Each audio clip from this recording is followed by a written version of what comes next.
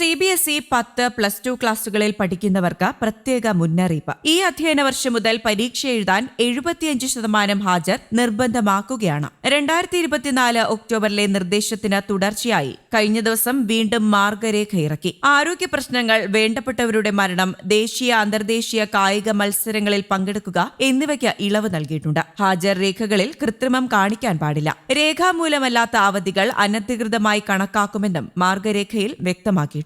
സ്കൂളുകൾക്കും പ്രത്യേക നിർദ്ദേശങ്ങൾ നൽകിയിട്ടുണ്ട്. ഹാജർ മാനദണ്ഡങ്ങൾ വിദ്യാർത്ഥികളെയും രക്ഷിതാക്കളെയും അറിയിക്കണം. ഏതെങ്കിലും വിദ്യാർത്ഥിക്ക് ഹാജർ കുറവാണെന്ന് കണ്ടാൽ ഉടൻ വിവരം രക്ഷിതാവിനെ തപാൽ വഴിയോ ഇമെയിൽ വഴിയോ അറിയിക്കണം. ഹാജറിന്റെ പ്രാധാന്യം വിദ്യാർത്ഥികളെയും രക്ഷിതാക്കളെയും ബോധ്യപ്പെടുത്തണം. മെഡിക്കൽ അല്ലെങ്കിൽ അടിയന്തര അവധിയെടുക്കുമ്പോൾ രേഖാമൂലം അപേക്ഷ നൽകണം. അല്ലാത്തപക്ഷം അനധികൃത അവധിയായി കണക്കാക്കപ്പെടും. പ്രതിദിന ഹാജർ രജിസ്റ്റർ സൂക്ഷിക്കുകയും CBSEയുടെ പരിശോധനയ്ക്ക് എപ്പോഴും തയ്യാറായിരിക്കുകയും വേണം. പൊരുത്തക്കേടുകളോ ക്രമക്കേടുകളോ കണ്ടാൽ കർശന നടപടിയുണ്ടാകുമെന്നും CBSE അറിയിച്ചിട്ടുണ്ട്.